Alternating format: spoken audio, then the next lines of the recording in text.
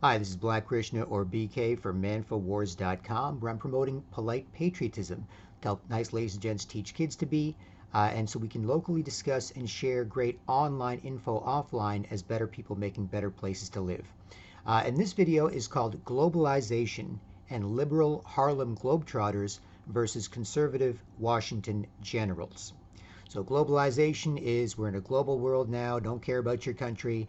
Free trade, this and that, exchange of cultures. Don't worry about the past. We're now one world, as opposed to unique cultures and countries and people that deserve to be preserved. Right? We can still talk to each other, but we shouldn't defer to globalism. So there's nationalism versus globalism. Nationalism is our countries first, our culture, our people. All that's more important, and we'll be friendly to other countries, but we're not going to radically change ours.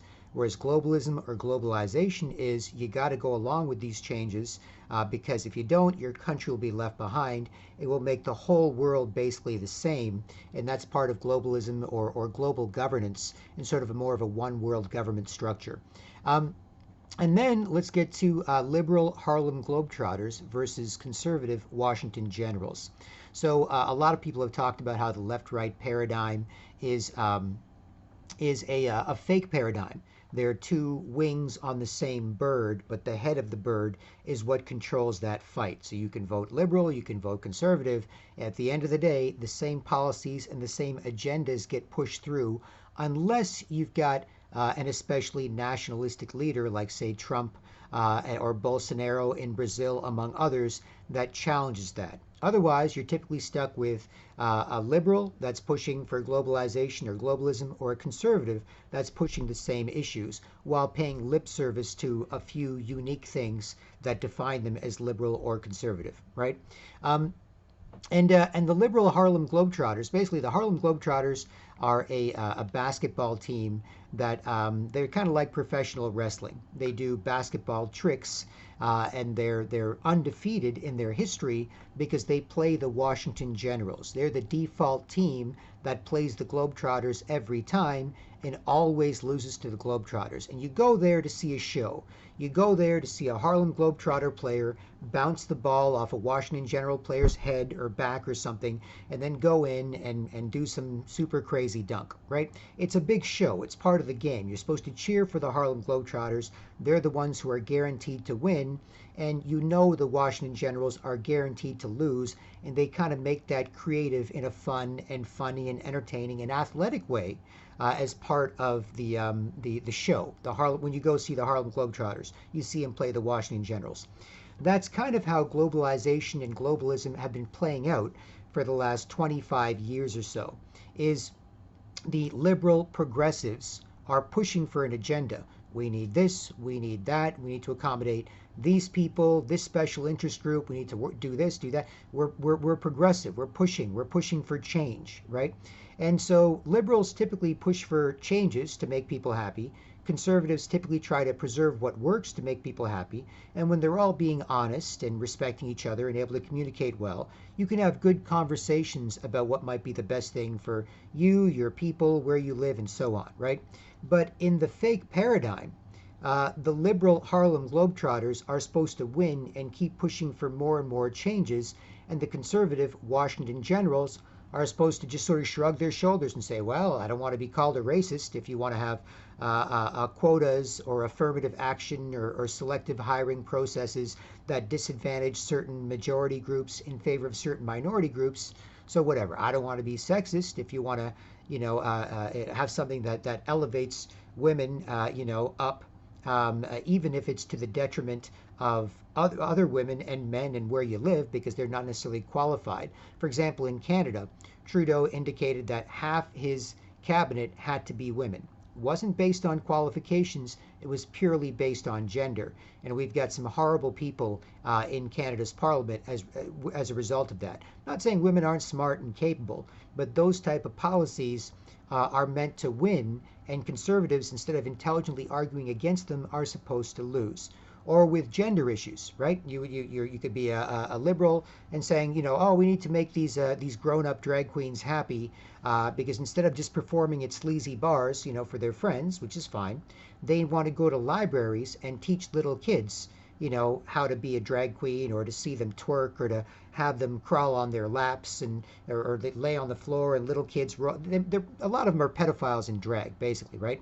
And there's proof of this. The people have been caught. They don't do background checks on them because they want to be politically correct. Whereas a normal straight guy like me, if I say, hey, I want to work with kids at the library, they'd look, weirdo, throw them in cuffs, do a background check on them. You have to be, really vetted. For me, as a guy who's good at being a man, good for other men, women, and children, and for straight or whoever, respect each other or don't bother each other, which is part of respecting people.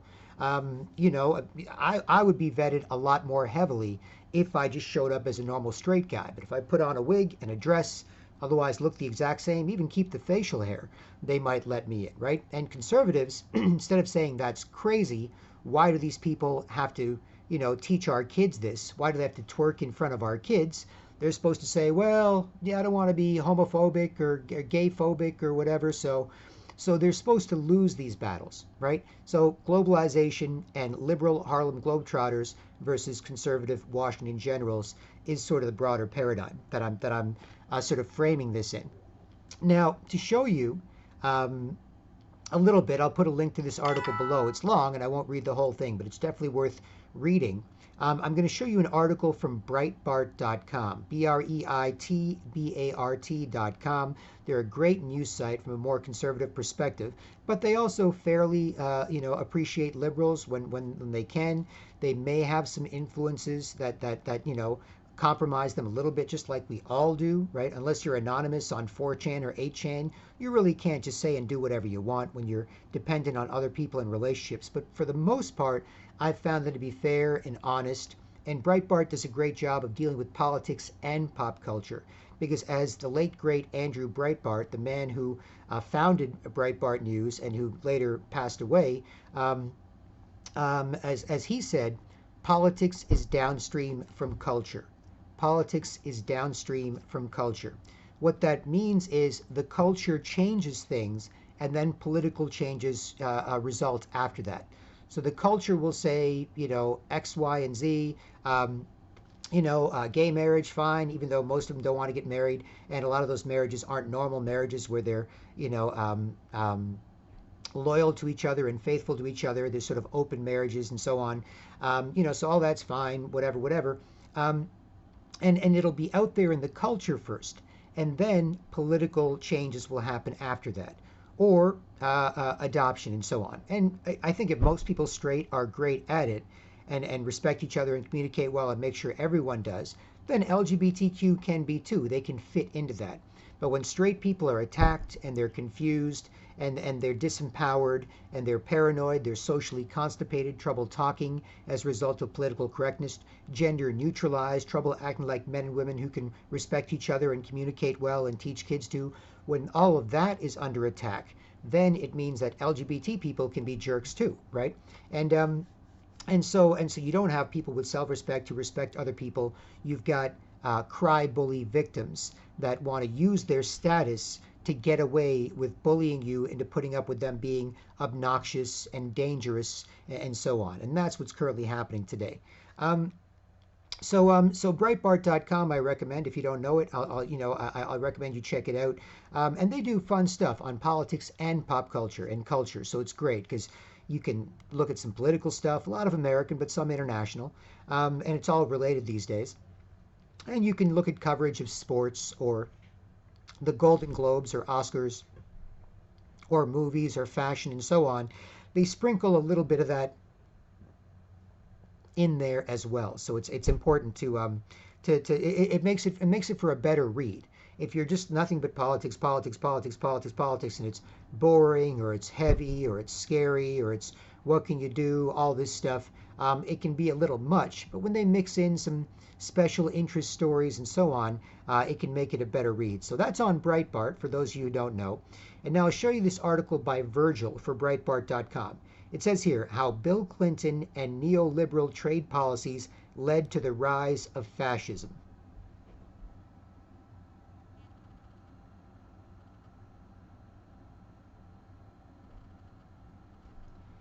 And it's by Virgil from January 4th, 2020. just goes by the name Virgil. So, and he refers to himself in the third person, which is kind of charming or obnoxious, depending on how you look at it. But it says here, if Virgil told you about an article arguing that the current system can't handle the challenges of globalization, pointing to, quote, the completely unprecedented personal economic insecurity of working people, from industrial workers and white collar clerks to medium high managers, unquote, you might be inclined to react as follows, quote, that's old news. I've read 100 articles making that point again and again over the last few years, quite a few of them, in fact, at Breitbart News. They're saying that globalization makes everyone economically insecure because why should somebody hire you when they can pay someone in China in a sweatshop a fraction of your salary, or other people around the world where the currencies are different, where the cost of living is lower, and so on, right? And so they're saying that everybody from blue collar to white collar workers is threatened by this, and we know that, right? And there's been tons and tons of articles about that in over the last 25 years, right? But it says here, okay, but what if Virgil told you that this particular article was written in 1994, as in a full quarter century ago? In other words, way ahead of its time. There's an article in 1994 that talked about all these problems we've seen over the last 25 years. And my Harlem Globetrotters versus Washington Generals idea kind of reflects how that process has happened. Instead of conservatives preserving what works, preserving their culture, preserving their economy and their sovereignty and their decision-making power, they've been losing on purpose if they're sold out to the same globalist interests and globalist super rich central bankers and others that are pushing for global governance in a world that they basically control and run centrally.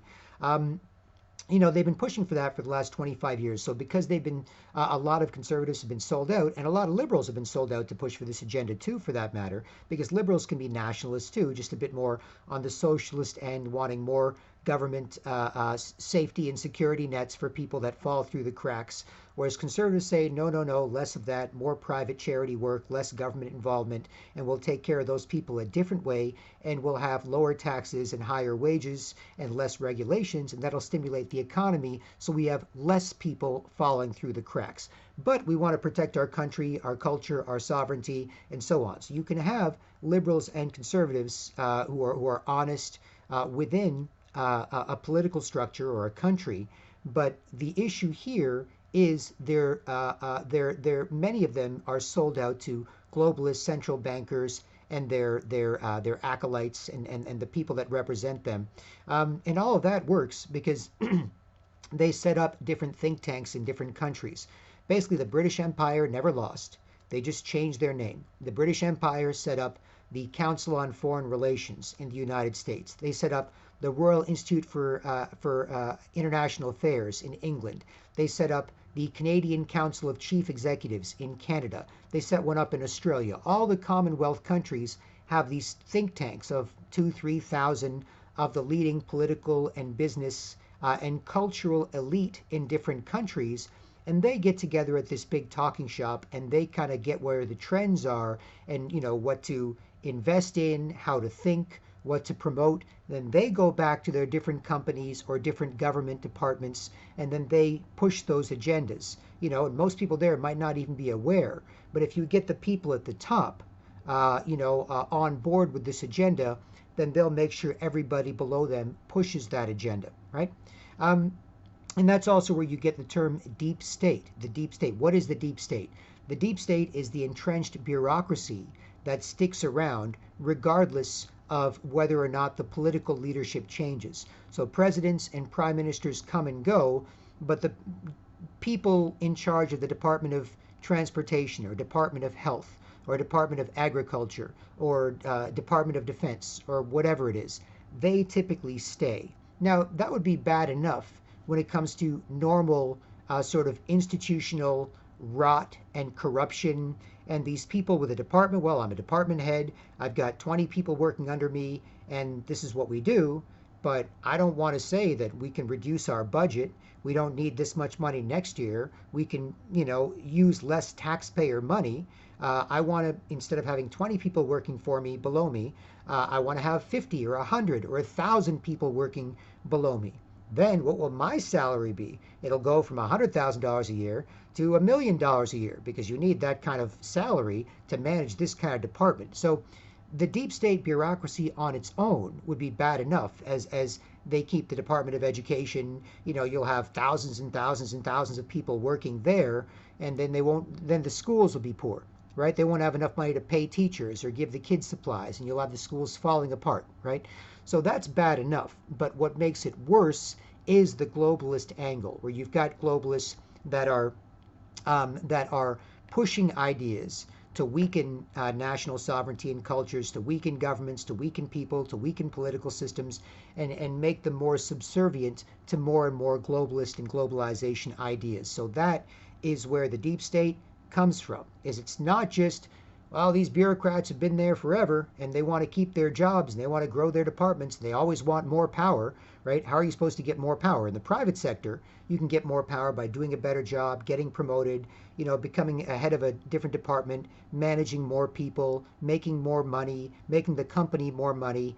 But in the government, you do that in the government. You do the same thing with your department, and so that's bad enough. But when you add the globalist influence over people, it makes it even worse, right?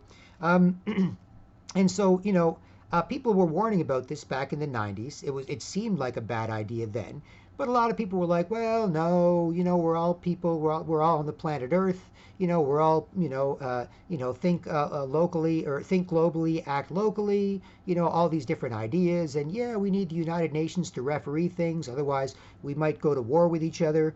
All these ideas are out there, but at the same time, there were people warning against that, and this article gets into that. And I wanted to make that clear as part of framing this article, because there's a lot of terms, a lot of ideas out there, and people may not necessarily understand them and be able to contextualize them. And I hope some of what I'm offering helps, right? Among others, of course. This article warning about globalization came out in 1994, it says, and I'll get back to what Virgil has to say here for Breitbart News. It says, it's worth recalling that back in 1994, in the wake of the end of the Cold War, the elites were in love with globalization. They were avidly consuming utopian books such as The Borderless World, The End of History, and The Twilight of Sovereignty. So why are all the elites so in love with globalization? Why don't they care about their own country? Why don't they warn about some of the problems? Why don't they take some of the critics seriously? That's where the influence of globalists comes in. And it's all over the place, right? Rich people even fund charities, and they fund activist groups. There's the Rockefeller Foundation, Carnegie Foundation, the Ford Foundation, and they were caught in the 1930s doing this. There were congressional hearings in the U.S. about this. And yet, because a lot of people are sold out to them, a lot of that information, like a lot of other stuff, is eventually suppressed and forgotten when it comes to history. But a lot of the charity groups out there that work on charities, where problems never seem to get better, whether it's domestic or foreign. A lot of the activist groups out there that seem to conveniently ignore a lot of truth and promote a lot of ideas that are based on feelings instead of facts. A lot of groups like Antifa, the anti-fascist group, they're all funded by super rich people who want to destabilize countries. Now, there's a couple of things. The super rich people want to do that, weaken people so they can't fight back against their globalist plans to take over and run the whole world. And liberals as well, especially, need people to be weak, so they need more government. They need more support. They need more liberals, right? Conservatives typically, they don't need that. They're like, no, we don't need as much welfare. We don't need as much, government handouts, because we want to make sure that we cut your taxes, cut regulations, make it easy for you to get a job, cut interest rates to make it easy for companies to borrow and invest in hiring more people. So we want less of that. Whereas liberals are like, oh, you can't get a job, you can't do this, you can't do that, you need this, you need more government, and so on. And so they really rely on people to be weak to make sure that they're in charge and have more and more power. That's often why you'll see liberals in charge of major cities in the United States, for example, plus in Canada and other places around the world. letting things get worse and worse and worse. The homeless crisis in San Francisco, they've actually got a poop meter where you can look at your phone and it tracks all the poop on the sidewalks where, oh, spotted some poop here, be careful, watch out for that, spotted some poop here, because there's so many homeless people in liberal San Francisco and they're just crapping everywhere. And you can't have, in liberal areas, normally, sensibly, you'd say, look, we got to get the cops, we got to get security guards, we got to get somebody to stop this. They're making our beautiful city unlivable. That's a normal response. It's not that you're against the homeless, not that you're against this and that. You can't have them acting that badly where they're crapping on the streets, crapping on the subways, and no one's allowed to say or do anything about it because that would be anti-homeless, right? Liberals, especially the more corrupt ones, rely on that because then that means that we, the people, need more government control, right? So back to this article by Virgil.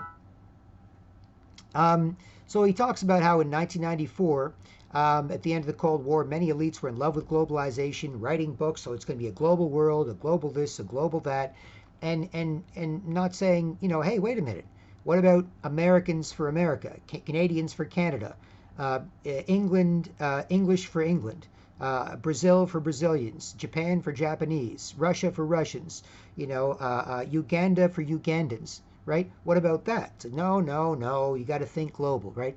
That weakens people's connection to their own countries, and there's many cultural ways to do that.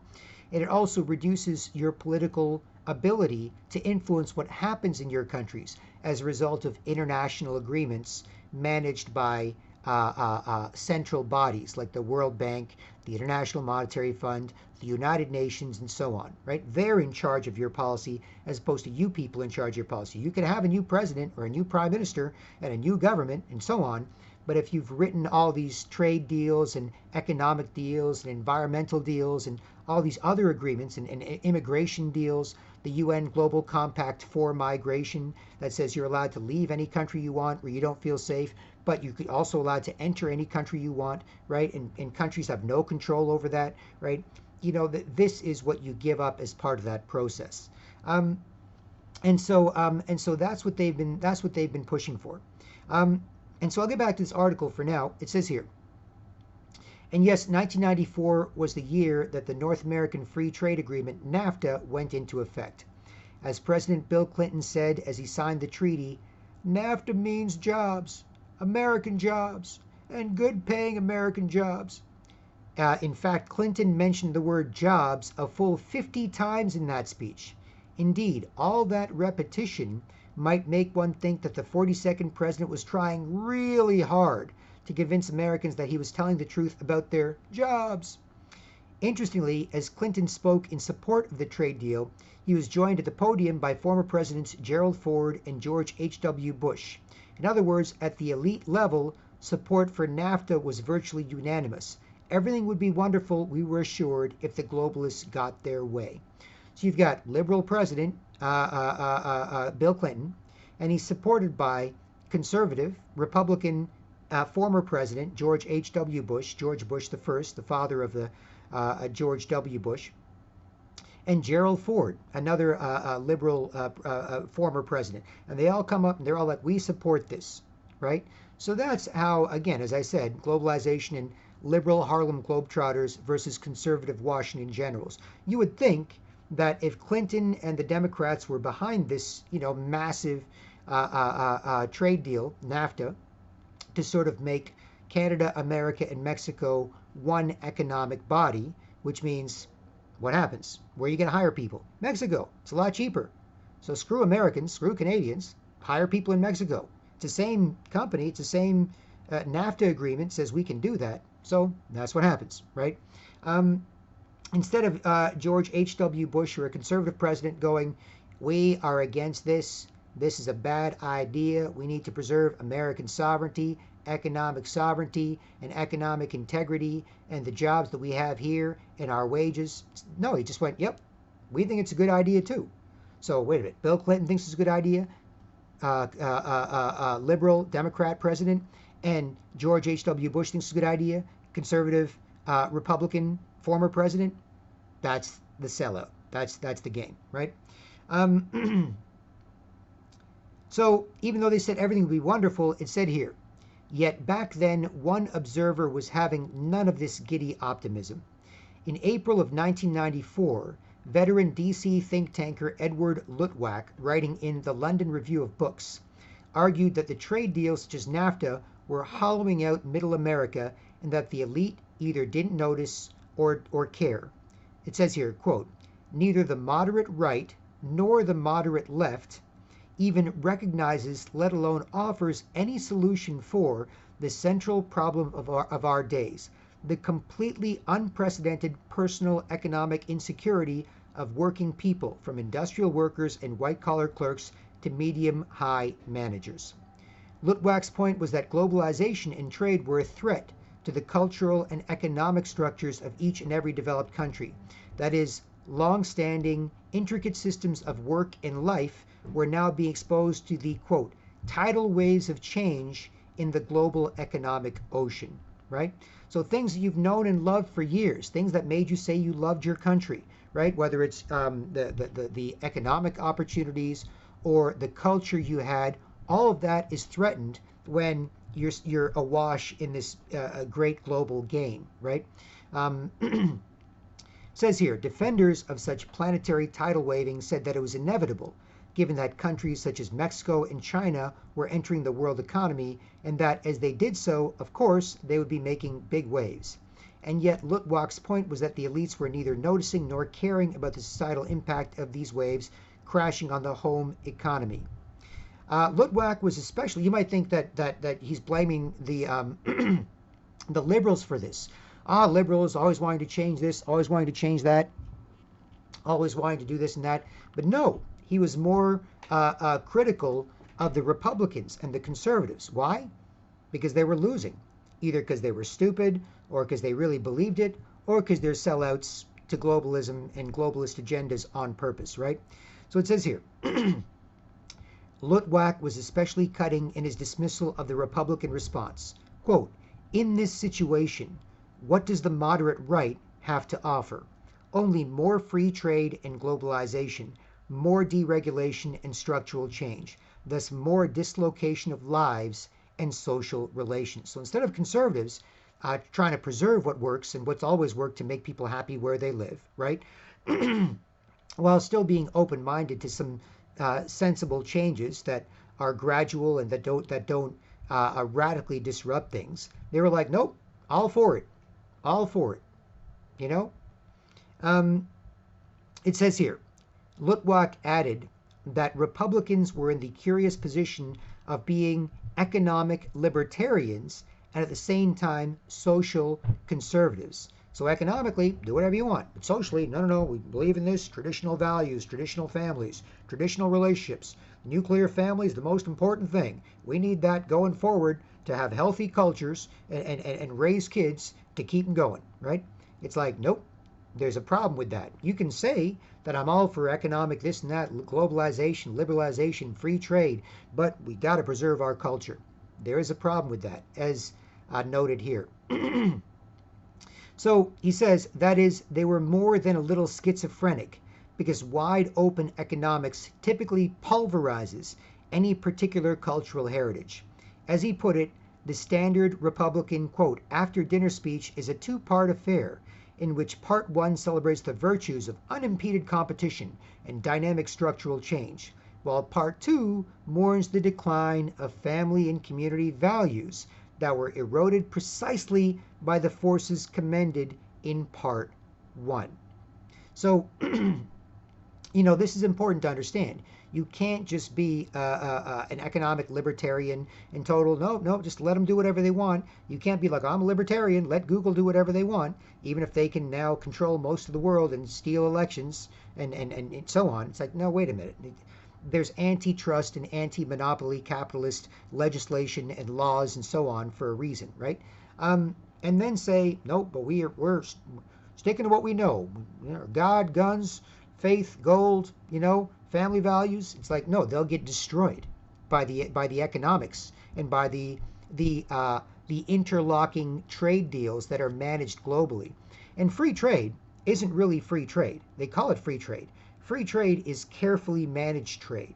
If you look at the General Agreement on Trade and Tariffs, which I reported on many years ago when I had a radio show, um, it was like 50 pounds and like 5,000 pages, right? So the trade agreement, if you're like, this is the General Agreement on Trade and Tariffs that guarantees free trade, for all the countries that sign on pretty much around the world, right? Or moves toward free trade, right? That's actually carefully managed trade. It's not free trade. Free trade is free trade. Hey, we don't need no agreement. We don't need no agreement going forward. What do you got? You're free to trade with me. I'm free to trade with you. The quote unquote free trade that we're sold is carefully managed trade. So if you sign on to this agreement and then you've got some problems, you go to an international court to fight. The international court to fight. So countries can sue each other under the World Trade Agreement or the free trade agreements and so on, right? That's not free trade. Free trade is, hey, going to your neighbor. Hey, man, you know what? I've been looking for a new lawnmower, but you've got a pretty good lawnmower, and you seem to love lawnmowers. You look like you want to be upgrading. How about I trade you my bike, which is an old bike, for your old lawnmower, and then you can get a new lawnmower if you want, since you're into those things. You can buy the newest, latest, shiniest one, which you told me you had your eye on, and I'll trade you my bike for your lawnmower. I don't use my old bike anymore, and you might give it to your kid, or if you need a bike, whatever. And then you can buy a new one, since you're into buying a new one. You want to get a new, shinier, better one anyway. And then you can enjoy mowing your big acres of lawn with a great new mower with great new blades and a great new motor. And I can enjoy your old lawnmower for my smaller lawn. And I don't like mowing the lawn as often as you anyway. So how about it, right? That's free trade, right? And between countries, it's just let's do something, not let's sign an agreement which guarantees corporations and other interests certain rights to certain resources in different countries around the world, and then try to negotiate deals around that. That's the irony of free trade. The Orwellian weakness is strength, war is peace, all that stuff. The irony of free trade in an Orwellian sense, in the 1984 George Orwell book sort of meaning of that, is that it's actually carefully managed trade. So back to this article here. It says here, okay, by Virgil from Breitbart News. Okay, so Lutwak gets credit for being ahead of his time, way ahead. He had grasped the reality that economic growth and transformation is dislocating, especially when that economic growth is differentialized within the society as owners prosper and workers suffer. As Lutwak put it, the voguish business consultant jargon of the era, concepts such as restructuring and re-engineering, was mostly just code words for downsizing and outsourcing, right? So when they say we're restructuring and re-engineering, it just means, we're cutting our domestic workforce in America, Canada, the West generally, and we're outsourcing it to India, Mexico, China, and so on, right? So you've got Hewlett-Packard, for example, with 50,000 employees in America. But those 50,000 employees make an average of $50,000 a year. So why don't we just fire half of them and replace half those jobs, especially when a lot of stuff is over the internet, can be done remotely now and so on, and ship them off to India, where instead of paying people 50,000 American dollars a year, we can pay them 10,000 American dollars a year, right? And that's a pretty good salary over there, ballpark figures, but you get the idea. So they say that, they came up with a bunch of words to sort of hide what they were actually doing. And so that is, a given company might grow by slicing domestic employment and moving production overseas, but it was growing only its own profits, not its contribution to American society. Yes, Lutwak's was a lonely voice in 1994, and yet he knew that he was onto something. In 1998, he published the equally prescient Turbo Capitalism, Winners and Losers in the Global Economy. Describing the contemporary system, he noted, quote, it enriches industrializing poor countries, impoverishes the semi-affluent majority in rich countries, and greatly adds to the incomes of the top 1% on both sides who are managing the arbitrage. And that's because it's a giant insider trading deal, right? At elite bodies like the Council on Foreign Relations in the US, or at elite meetings like the Bilderberg Group internationally, they get tipped, and rich people get tipped on where things are going, right? Because they go to these elite think tanks, they get an idea, and they're elite, but there's people even more elite above them, right? If you're the CEO of a company, you're still not, you don't have the power of a central banker printing fiat money from nothing, loaning it to the world, charging a bunch of interest, and basically controlling, how much companies can borrow, right? To sort of grow their own business, right? So there are people above these elites, but these elites get tipped. And once they get tipped, they make money either way. So, for example, if an elite was making a lot of money investing in American companies that were doing well in America, they might be like, you know what? We're letting you know in the next few years with globalization, a lot of those jobs are going to be moving over to China. So you should start investing in Chinese companies to make money, right? So they're like, all right, pull your money out of American stocks, shove them into Chinese stocks, still making money. All the people losing their jobs and threatened and the culture destabilized where you live, they're all screwed. But if you're rich and you have this sort of faux insider trading going on, then hey, you'll be good to go. That's why the rich make money no matter what. No matter what the economy's like. Even during the Great Depression in the 1920s in the US, there weren't a bunch of, super rich or very rich people, wealthy people starving. There were some quote unquote rich people, not wealthy, which is the, up there, but people that are making $100,000 a year or maybe $1 million a year. Those people, many of them would suffer. But if you're making 10, 20, $50 million a year, or if you're worth 10 million, 50 million, 100 million, $1 billion, you're fine, right?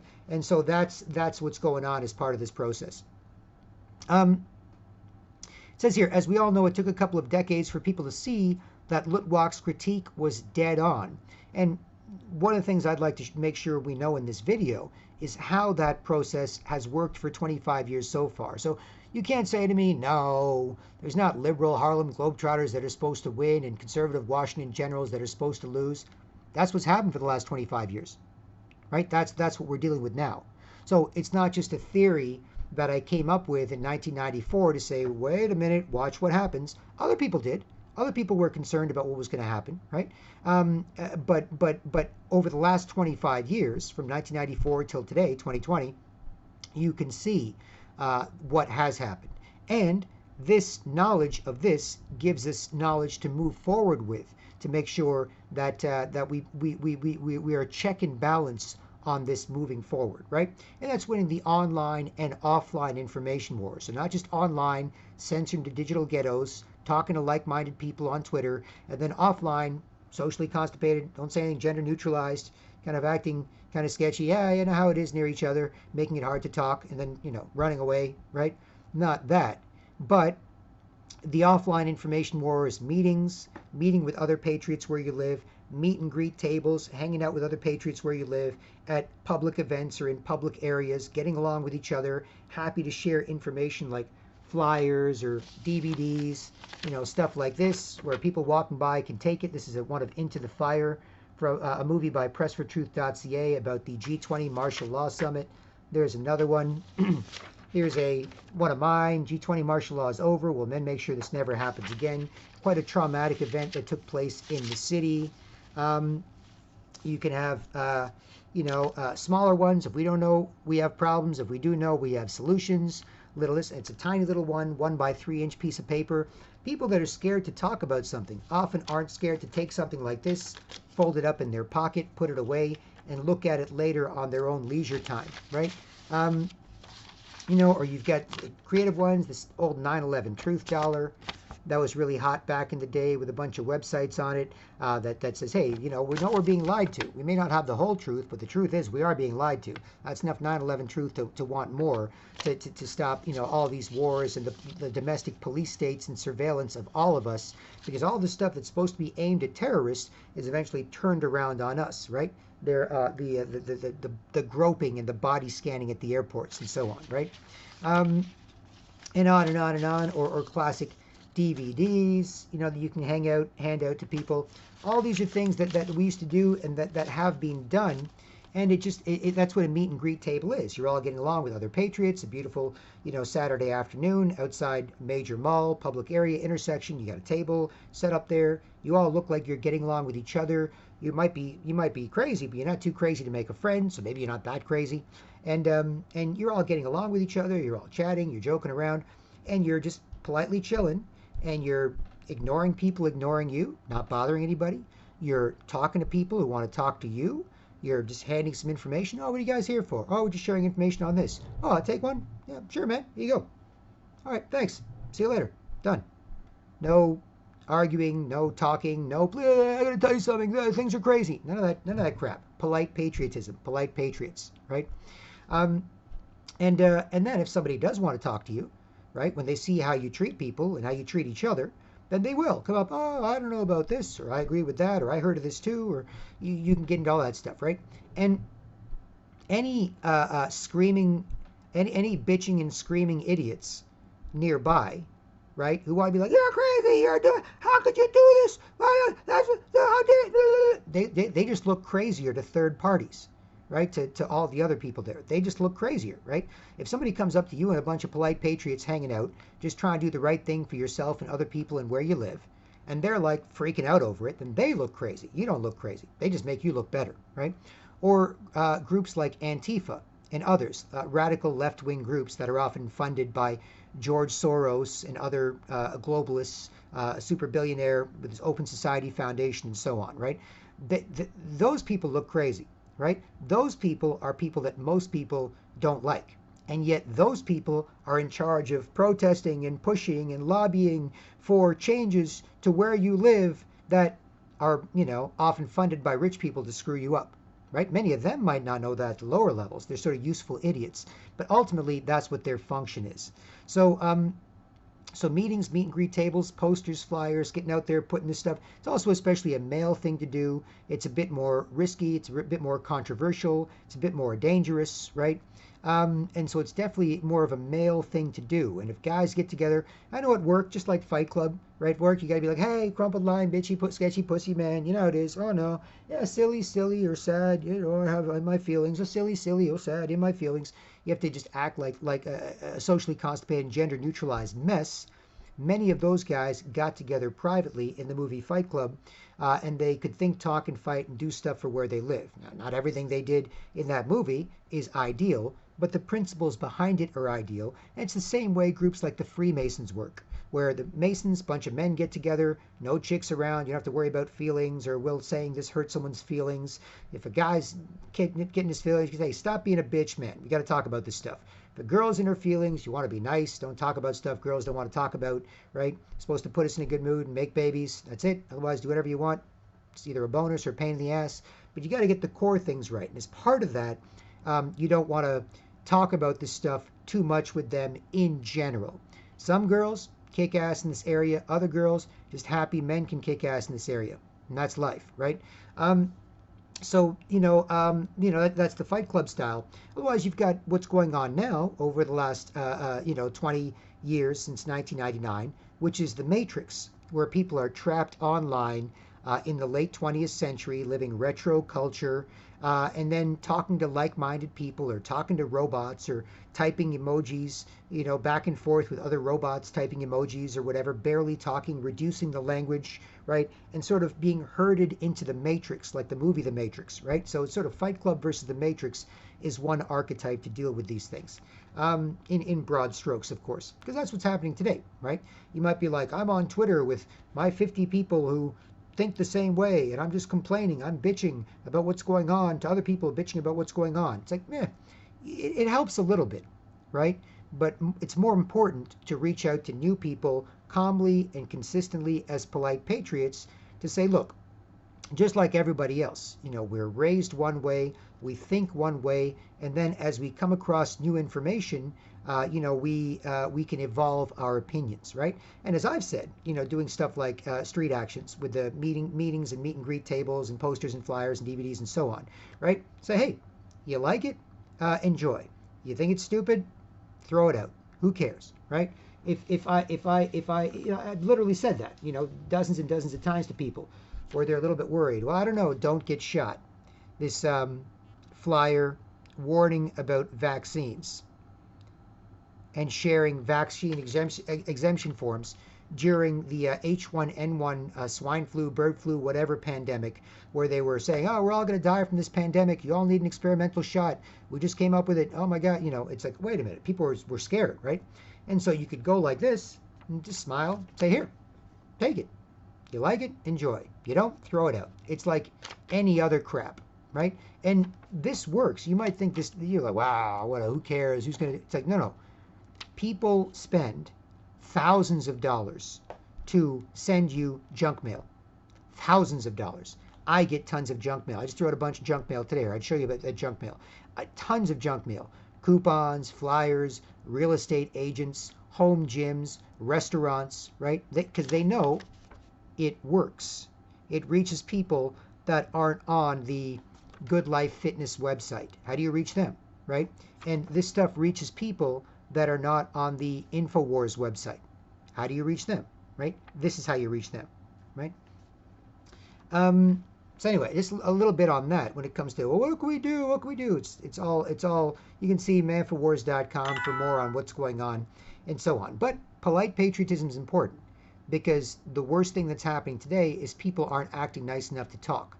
And so when it comes to just sort of light topics and then being a little nervous near each other, it's easier, right?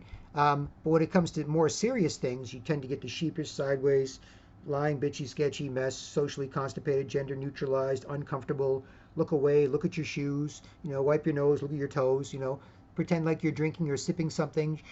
Don't want to say anything about that. Excuse me, don't talk. And that becomes what replaces being able to talk about this stuff, right? And that's part of the brainwashing and programming as part of this process. So anyway, back to this article. It says here, as we all know, it took a couple of decades for people to see that Lutwak's critique was dead on.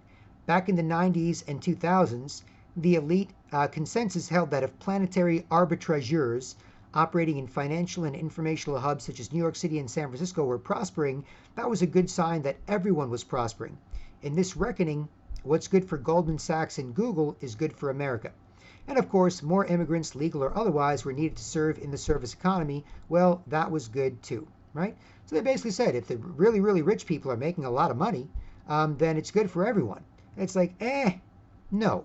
If small businesses and small business owners are making a lot of money, then that's good for where you live because they hire most of the people, right? People like Goldman Sachs and Google, they'll hire some people locally, but they can also hire people in different countries.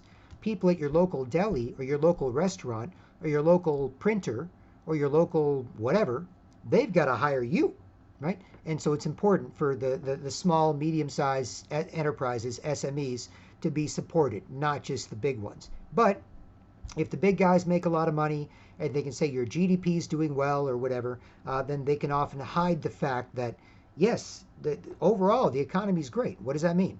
Well, that means that when we do the numbers, the economy made this much money, right? It made $1 billion. But 800 million of that went to the super rich people, 200 million went to everybody else, whereas before it was 500 million went to the super rich people and 500 million went to everybody else. So people are much happier, right? So you can still have the same $1 billion, but now they still count it. They're like, no, we're doing great. We made $1 billion. It's like our economy is this big, but the percentages of that economy are skewed more towards the super rich in this paradigm as part of this idea. So, and it says here, we can add that this smug view was bipartisan. Again, liberal Harlem Globetrotters, conservative Washington Generals. It's like a fake fight unless you get real nationalists and patriots in there and unless they get support from real nationalists and patriots on the ground, pushing more and more people who think that way into politics to get better policies and better places to live. If not, then the people you put in power get destroyed by everybody else who sold out to globalists, or they get hamstrung. They basically can't push their agenda because there's too many people against their agenda still working in government. So this has got to be an organized process of pushing more patriots into politics, and patriots on the ground level can do that, right? So it says here, we can add this smug view was bipartisan. President George W. Bush shared Bill Clinton's economic opinions. Indeed, if anything, Bush was even more of an enthusiast for closer integration with Mexico. Although, of course, Bush ended devoting most of his presidency to the folly of closer integration with Iraq and Afghanistan, he says in brackets as an aside joke. And as for Barack Obama, he was another globalist, seeking closer integration with many countries, including China. So again, it's all the same. Bush just carried on what Clinton was doing, and then Obama basically carried on what Bush was doing. And now Trump has got in, and he's carrying on some of that. He's not changing everything. He's got to work with certain stakeholders. In fact, Trump is even bribing rich people to say, look, you rich, I'm a billionaire. I love rich people. Rich people get richer. Military-industrial complex, biggest defense spending bill in history, right? Blah, blah. He's doing that stuff. But at the same time, he's bribing rich people to make sure they don't turn against him. And he's also putting in policies that empower everybody else. The middle class, the poor, blue collar workers, people without a university and just a high school education, people with no high school education. There's all sorts of metrics coming out that say, the average American family has an extra $5,000 this year, right? Because of tax cuts, cut taxes, you paid less in taxes, regulation cuts. It means that companies are hamstrung by regulations. They can hire more, and so on, and they make more money as a result of not all these regulations and fines and taxes and levies and inspections. Not that you want to have none, because you don't want things to be unsafe or illegal or harmful. But you don't need that many. You don't need bureaucracies to keep growing and growing by making up more and more regulations to put on you and companies near you and so on, right? So Trump's doing both. He's bribing rich people, saying, no, rich people, Lockheed Martin, the military-industrial complex, we need lots of money to make sure our military is doing great, and I need my military to protect me as president to make sure I'm not killed, right? But at the same time, I'm going to make sure my policies benefit. African American unemployment, lowest ever. Latino American unemployment, lowest ever. Women's unemployment, lowest ever. More jobs than people, so wages go up, or more jobs than people, so wages go up as companies have to pay more to hire people if they want good people to work for them, and people get to choose where they want to work. So Trump's kind of trying to do both. He's not just coming in there as someone who's like, I'm against all this stuff, so we're going to cut the military budget in half. No more wars, pull our troops out of everywhere, screw the super rich evil people. He's like, no. We're going to work with all the stakeholders here, and it's going to be a bit complicated. And so Trump is doing a very nuanced job. Don't agree with everything. I do agree with a lot. And I see, on balance, if you go to Breitbart and other news sources that talk about what he's actually doing, as opposed to hiding it and just talking about how bad he is and how bad he makes you feel and why he has to go.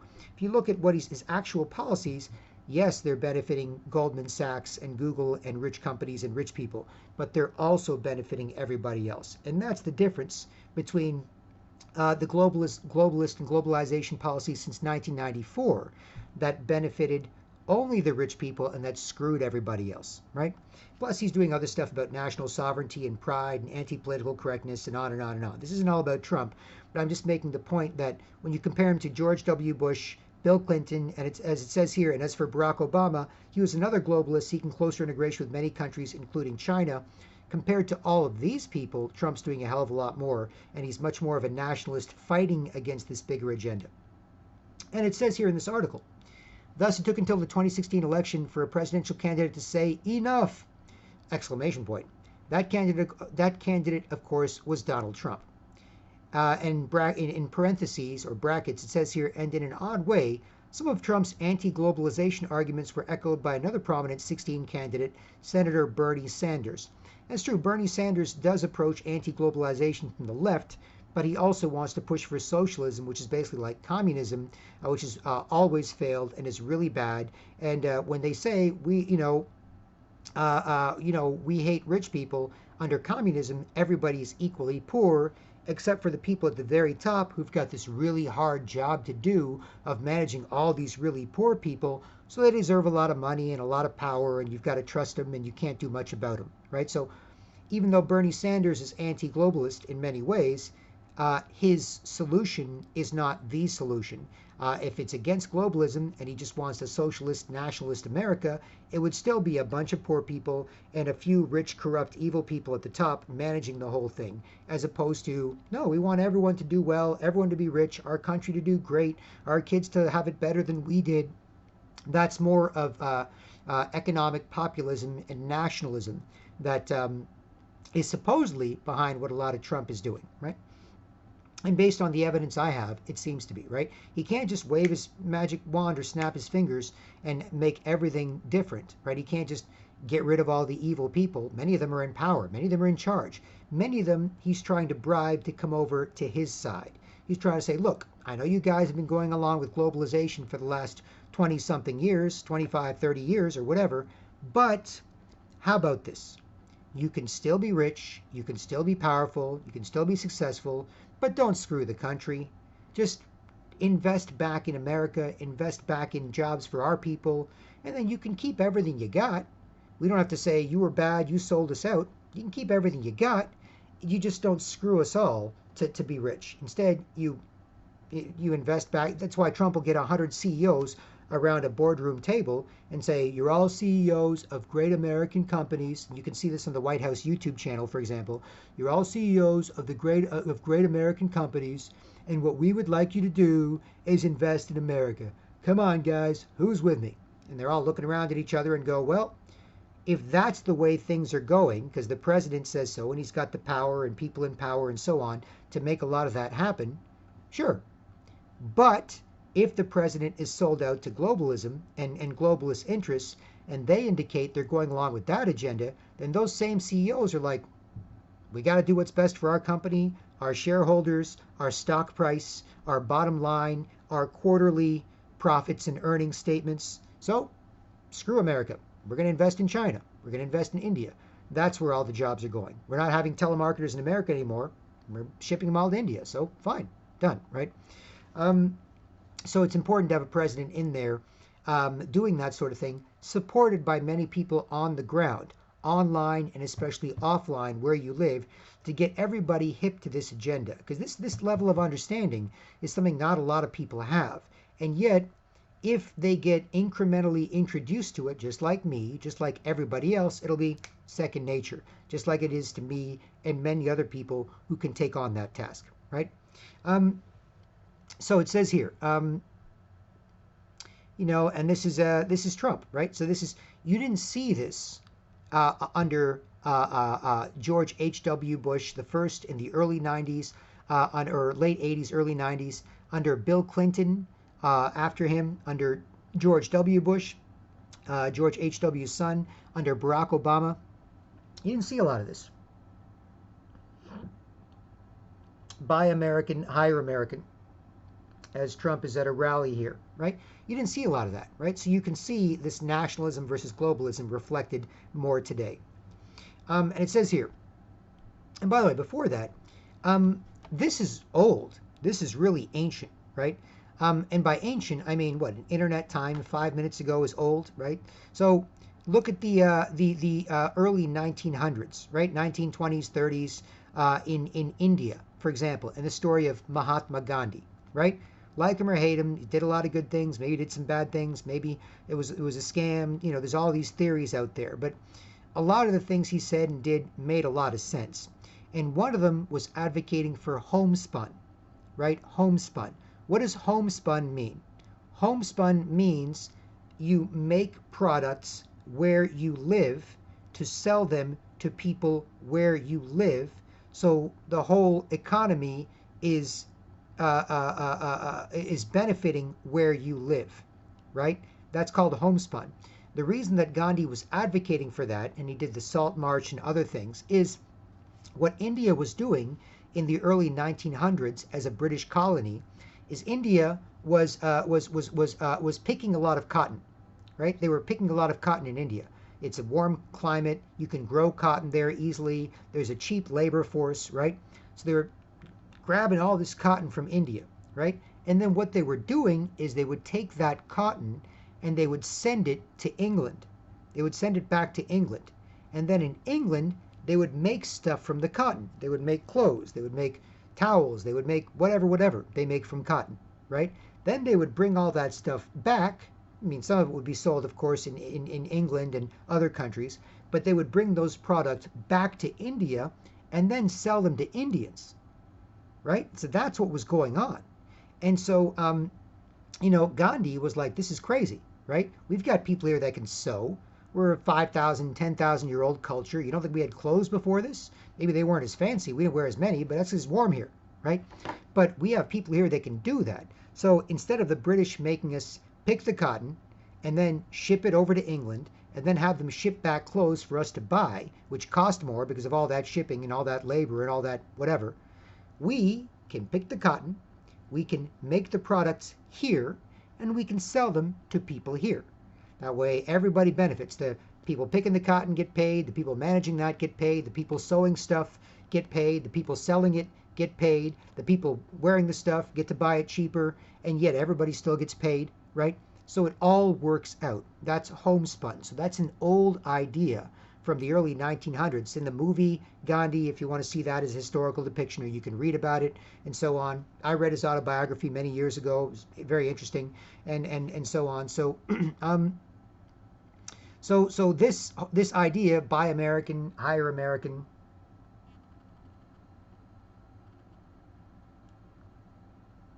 is very old. And now, 100 years later, we're basically dealing with the same crap, right? That's why it's important to get out there online and especially offline and inform and empower other people where you live, locally, calmly, consistently, polite patriots, because otherwise the same crap keeps working on us, right? Where we like, well, or for example, trade deals with China, right? The idea with China from a globalist perspective is we send China a lot of paper, a lot of dollars, right? Or digital currency, right? To buy products made cheaply in China, right? To buy this mouse, this whatever, to buy these things cheaply in China. Then China is supposed to use all that paper we sent them to buy us.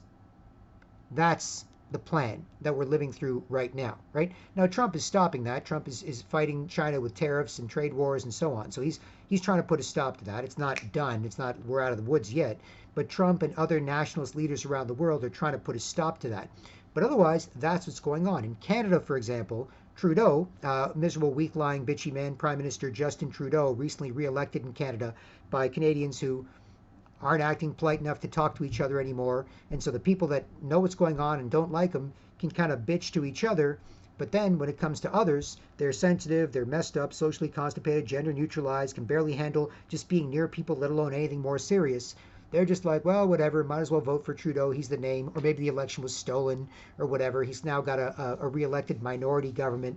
But Trudeau, on the other hand, is constantly trying to hamstring Canada with regulations, constantly threatening our economy, constantly selling us out to globalization. And Trudeau is allowing China to buy major steel companies in Canada and major resources in Canada that could be owned by Canadian companies. These resources could be owned by Canadian companies, sold to Canadians, and sold around the world. And yet Trudeau is allowing a lot of the Chinese paper. We sent them Canadian dollars. Say, hey, we love we love these cheap Chinese products. They're so cheap, they're so good at Walmart. I paid $20 for this shirt. This is great. Then they take that money. We still accept Canadian dollars. America still accepts American dollars. England, British pounds, or Europe, euros, or Australia, whatever, wherever. We still accept that stuff, right? And so they're like, hey, we're going to bring this money back and we're going to buy all your real estate in Vancouver, or we're going to buy all your real estate in Toronto. Instead of having a foreign buyer's tax or something to stop, all this speculation and investment or whatever, they just price homes and houses and condos out of what the average young new Canadian can afford, right? And so these are the policies that need to be resisted worldwide as part of anti-globalist, anti-globalization measures. Back to this article. It says here, in the memorable words of Stephen K. Bannon, head honcho at the Trump presidential campaign, and then for a time the top strategist in the Trump White House, quote, The globalists gutted the American working class and created a middle class in Asia. And that's basically what they did. They took all the money from America, and this happening in other countries too, especially the West, from our working class and middle class, and they created one over in Asia, right? Now we could protect our own and trade fairly with other countries, and they could build up their own economies and middle class. That's a possibility. It's not a zero-sum game where it's, well, they were poor for a long time and we had it so good, so now we should be maybe a little bit poorer and they should be richer. You don't need to do that. You don't need to do that. You just got to get out of these globalist garbage agreements, screwing your present and your future and screwing people up economically and culturally, to stop it, right? And so nationalists can do that.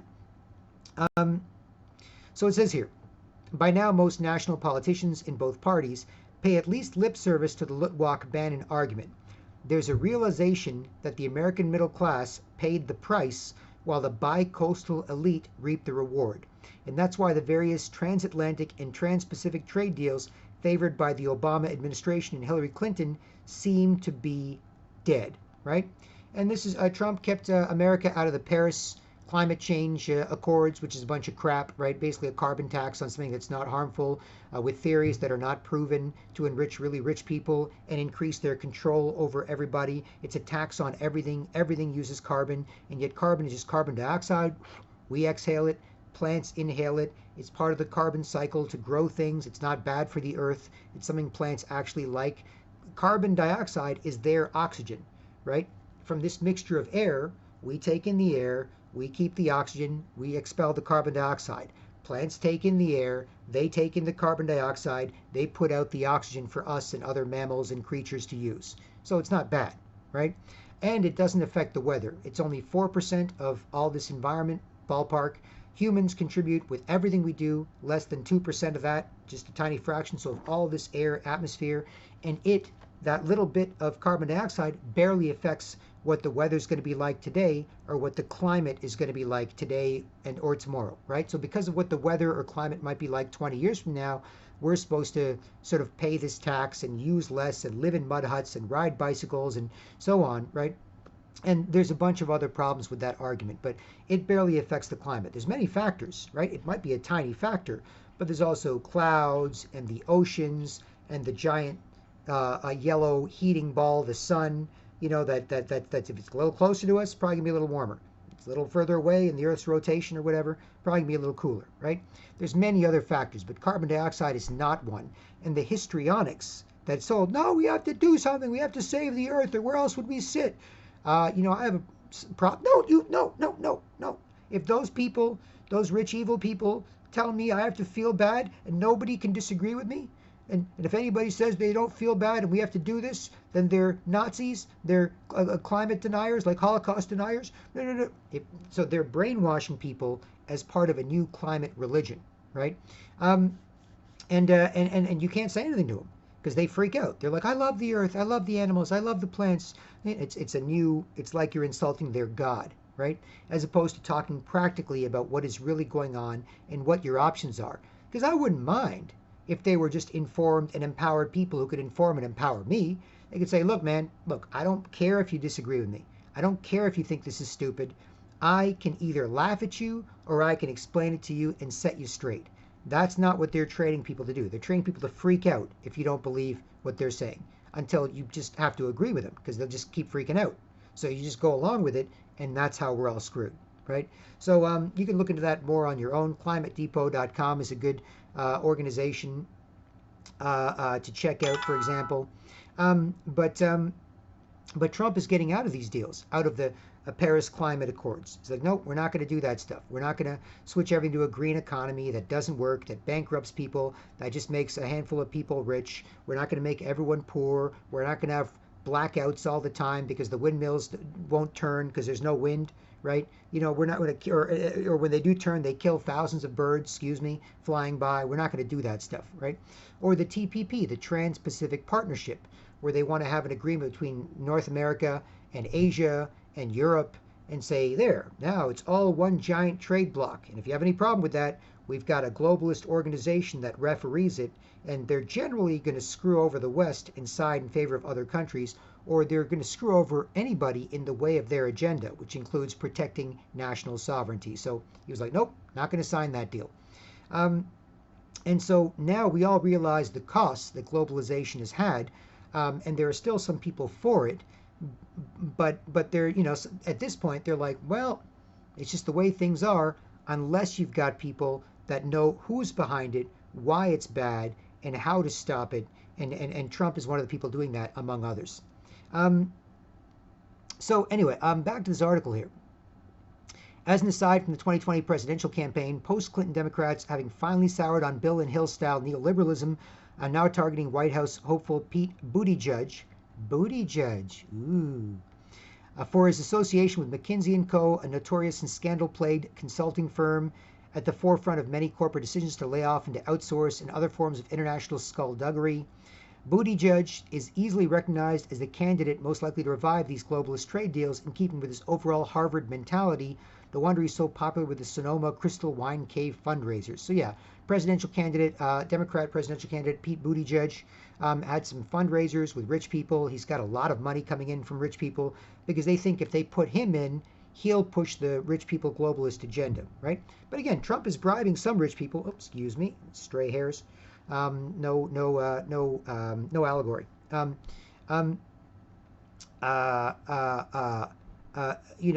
Trump is instead of saying, no, you rich people, don't support Pete Buttigieg, you're evil. He's saying, you know what?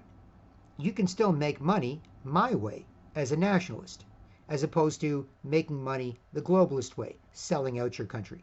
So he is bribing rich people as part of this process. It's a very, very smart strategy, the art of the deal, as it was. It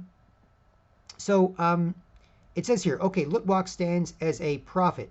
However, let's hope that he isn't proven to be right about everything that he wrote back in 1994. After all, the headline atop Lutwak's piece a quarter century ago was scary. It bannered why fascism is the wave of the future. That's right, the, quote, F word, fascism. And keep in mind, this is what happens when cultures are destabilized, countries are destabilized, people are impoverished, and so on. Fascists tend to rise. People who tend to say, no, we need a strong government and a strong leader to save everybody. We need more government. People are so screwed. That's how Hitler came to power. After Germany versus the World Part 1 in World War I, the German government was seen as solely responsible for that, and they had to pay a ton of reparations, and they had to have a bunch of restrictions on how they could operate after World War I from 1914 to 1918 or something like that, whatever that was. And so, Germany was screwed, right? Germany was like, even though it wasn't all their fault, and there were many other factors behind it, including globalists pushing war so that they could push for more global governance. If you countries are going to fight, we need to have a League of Nations, and then after that, a United Nations, to stop you stupid countries from fighting and to tell you what to do, and to work for us to control all of you, right? So Germany was screwed after World War I, screwed into World War I, and then screwed after World War I. And after World War I, as the German people were reeling from the reparations they had to pay, the massive debts, the costs of the war, physically, mentally, emotionally, spiritually, culturally, to where they live, that led to the rise of a strong leader like Hitler, where he's like, this place is a mess, and I will make sure that I stop this, and we have... That's where fascism comes from, right? So the same thing could happen today as people get more economically and culturally insecure wherever we live. And it's very dangerous. And over the last 25 years, as everybody admits now, that has happened. Now, it says here, Lutwak was careful to point out that fascism started out separate and distinct from Nazism. That is, the fascist movement of Benito Mussolini, who took power in Italy in 1922, may have been an undemocratic and illiberal, but it was not Hitlerian in its warmongering, anti-Semitic, and genocidal evil. In fact, within early Italian fascism, Jews were well represented. But then, of course, Mussolini took on a catastrophic turn into the 1930s after Hitler came to power in Germany and Italy signed on to Hitler's Axis. So yeah, fascism is just a merger of corporate and state power. It's just government and corporations work together, which is sort of what we have today, sort of everywhere in the world, just to varying degrees. but there are checks and balances on that as well, where the government makes sure corporations act right as opposed to working with them to kind of suppress and screw everybody and silence any dissent against them, right? But when people are really screwed and the government is the big sort of father figure for the nation, no allegory, stray hairs, and the government is the big father figure for the nation, that's when fascists tend to rise. And there's a shot of Mussolini and Uncle Adolf. And there's many theories around who was behind them and what really happened and so on. And I'm open to conversations about all of those. But from the broader understanding and the principles of things, this is sort of how that sort of thing happens, right? So it says here, Mussolini was later fully and criminally complicit in Hitler's wickedness, and yet still Luttwak is right to draw a distinction between early fascism and Nazism. And so, with the early Mussolini model in mind, Luttwak argued back in '94 that severe economic dislocation would open the door to unpleasant political reaction. ... And that is the space that remains wide open for a product-improved fascist party dedicated to the enhancement of the personal economic security of the broad masses of mainly white-collar working people. Such a party could even be as free of racism as Mussolini's original was until the alliance with Hitler, because its real stock in trade would be corporativist, restraints on corporate Darwinism, and delaying, if not blocking, barriers against globalization. So basically, a strong fascist government could keep corporations from selling out your country, right? It could still be not the perfect thing to have, but it could stop your companies from sending all your jobs to Mexico or China or India or wherever, or people there, because once they get built up, the same thing happens to them, right? And it could stop that. So it could be a solution, although arguably it's not in the general things, because fascism is against freedom, and so you can't just sell out your country to fascism to hope that you can protect your country from globalism. You need to have freedom within that construct. It says here, Luttwak himself is no fascist, and yet as a learned historian and acute observer, he could see a quarter century ago that global trends were pushing Americans toward the point where an anti-liberal backlash would come in full force, right?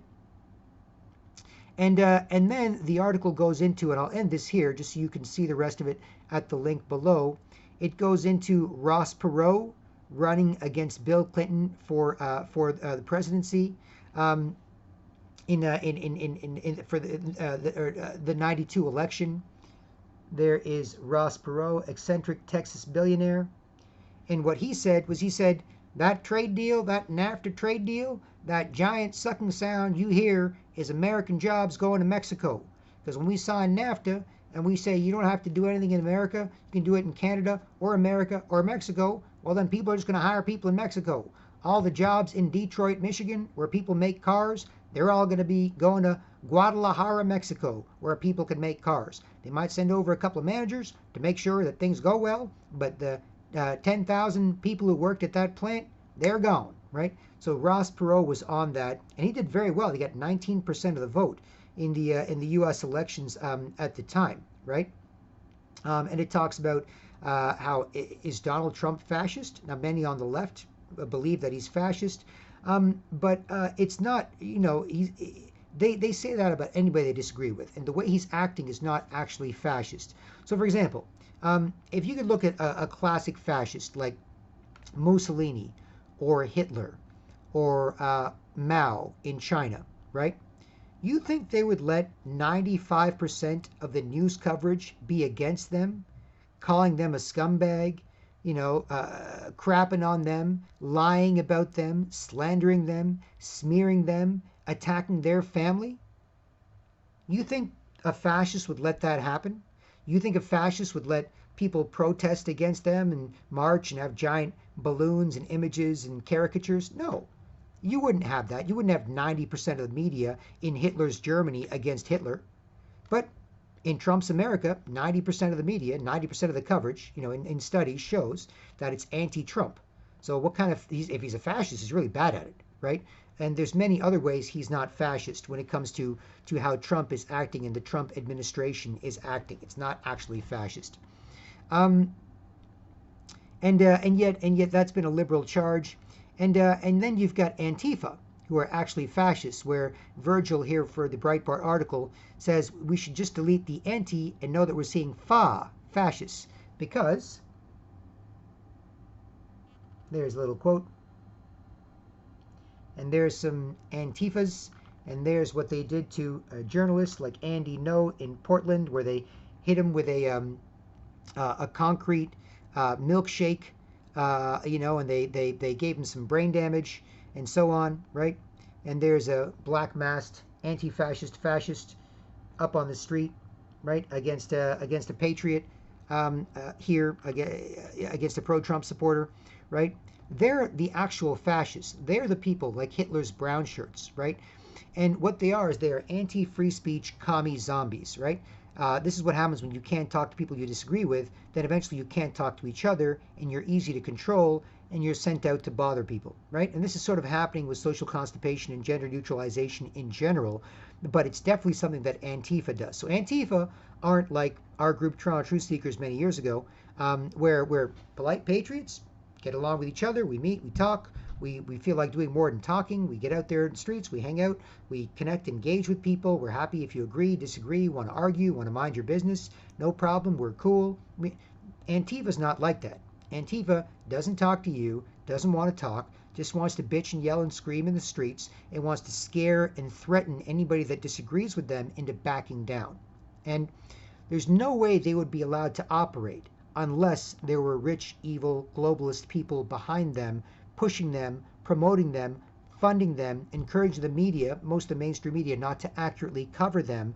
There's no way you would have these brown shirts. But they are the globalist brown shirt army. Hitler had his brown shirts in the 1930s in Germany, where as he was rising as a fascist leader, he sent out people wearing brown shirts to intimidate anybody who disagreed with him, to threaten businesses, to smash stores, to cause property damage, to threaten different minority groups, Jews, gays, others, whatever.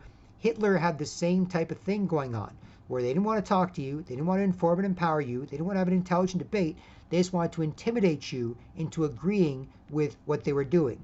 So while Antifa styles themselves as Antifa, short for anti-fascist, in fact, they are the globalist fascist brown shirt army. And so on. So to end the article, and you can read, the substance yourself at the link below, it says here, so obviously we start our anti-fascism plan with a commitment to overall peace and prosperity. That is no stupid foreign wars, no crazy economic policies. And then we have to get to work on the healing of our homeland, repairing the many social and cultural injuries and injustices caused by turbo capitalism or globalization, where ultimately we don't view our countries as important anymore. We view the dollar bottom line as important in a global context, and that is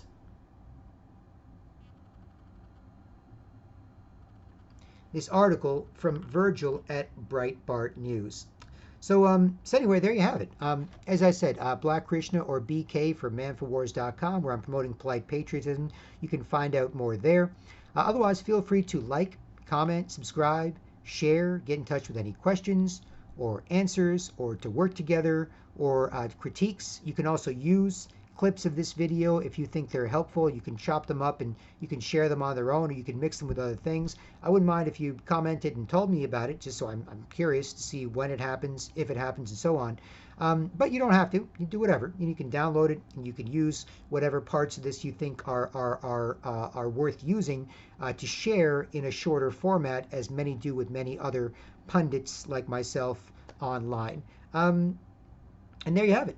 Otherwise, I do hope this helps, and I'll talk to you soon. Cheers.